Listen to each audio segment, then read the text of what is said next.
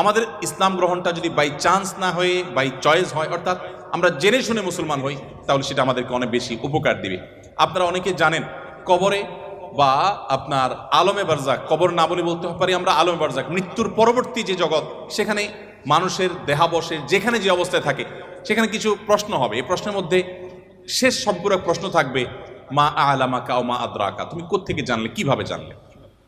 তার মানে ইসলাম চায় আমি যা জানবো ইসলামের কথা, সেটাও জ্ঞানভিত্তিক জানবো এবং গ্রন্থভিত্তিক জানবো, জেনে শুনে আমি বিশ্বাস করবো। আল্লাহ আমাদেরকে সে তৌফিক দান করুন।